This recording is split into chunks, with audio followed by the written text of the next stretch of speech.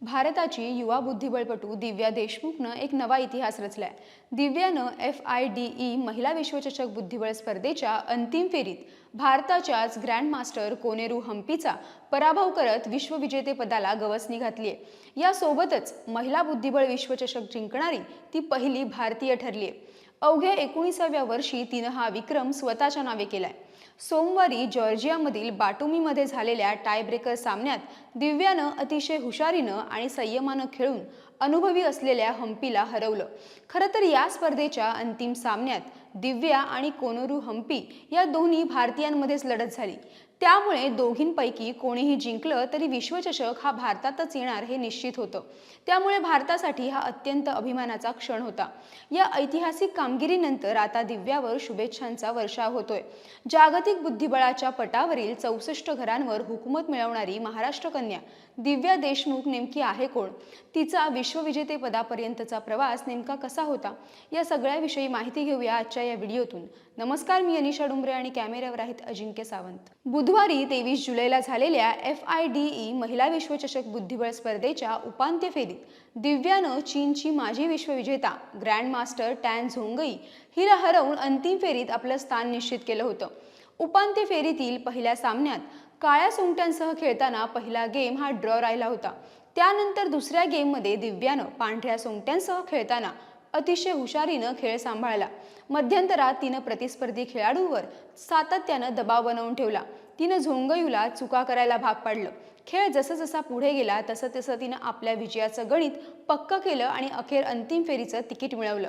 तर दुसरीकडे भारतीय ग्रँडमास्टर कोनेरू हम्पीचा दुसऱ्या उपांत्य फेरीचा सामना हा चीनच्या लेई टिंगझी सोबत झाला। स्पर्धेच्या दुसऱ्या उपांत्य फेरीत हम्पीनं विजय मिळवला। त्यामुळे दोन्ही भारतीय खेळाडू या स्पर्धेतील जेतेपदासाठी आमने-सामने आले। दोन भारतीय महिला खेळाडू अंतिम फेरीत एकमेकींविरुद्ध खेळण्याची ही पहिलीच वेळ होती। शनिवारी झालेल्या अंतिम सामन्याच्या पहिल्या डावामध्ये चांगल्या सुरुवातीचा पुरेपूर फायदा उठवू न शकलेल्या दिव्यानं दुसऱ्या डावामध्ये काळ्या सोंगट्यांसह खेळूनही चांगली कामगिरी केली।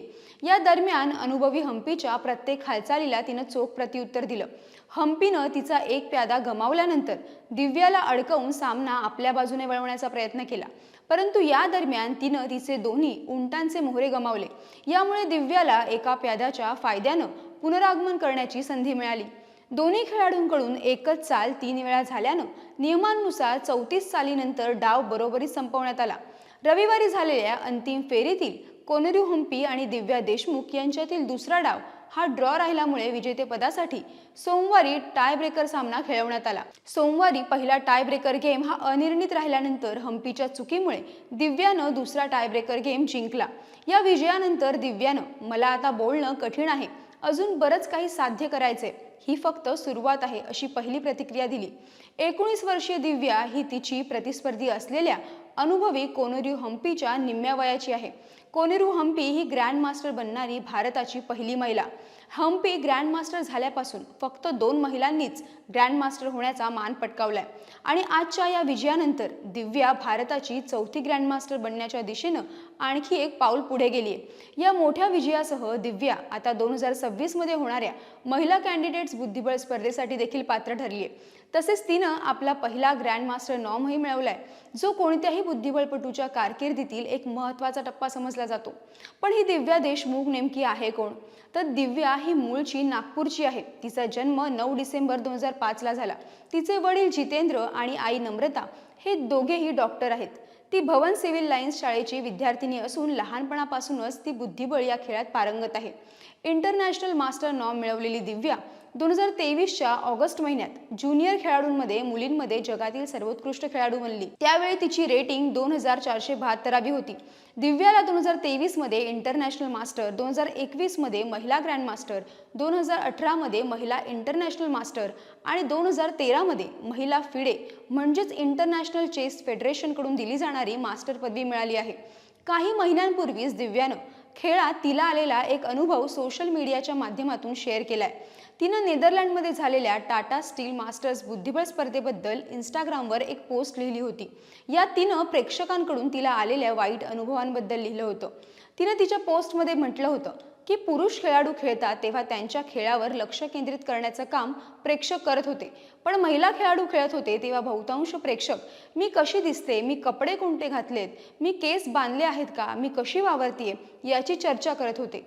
तिनं पुढे म्हटलं की मी बुद्धिबळ कशी खेळत होते यासोबत त्या प्रेक्षकांना काहीही देणं घेणं नव्हतं.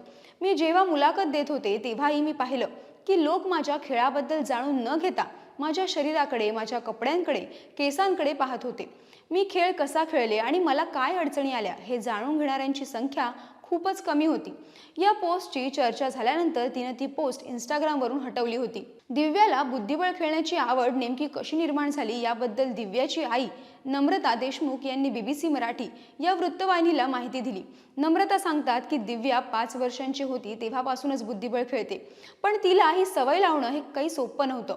दिव्याची मोठी बहीण बॅडमिंटन खेळायला जायची, त्यामुळे दिव्या ही बॅडमिंटन खेळायचा प्रयत्न करायची, पण रॅकेट हे तिच्यापेक्षा मोठं असल्यानं ते तिला सांभाळता येत नसत. त्यामुळे तिथेच जवळपास असलेल्या बुद्धिबळ अकॅडमीत दिव्याला प्रवेश मिळवून दिला. बुद्धिबळ हा एकाग्रतेने खेळण्याचा खेळ आहे, त्यामुळे अगदी लहान वयात तिला हा खेळ खेळण्यासाठी खूप प्रोत्साहित करावं लागलं, पण तिला हळूहळू सवय लागली आणि आता ती जागतिक स्तरावर पोहोचली आहे, त्याचा आम्हाला खूप अभिमान वाटतो.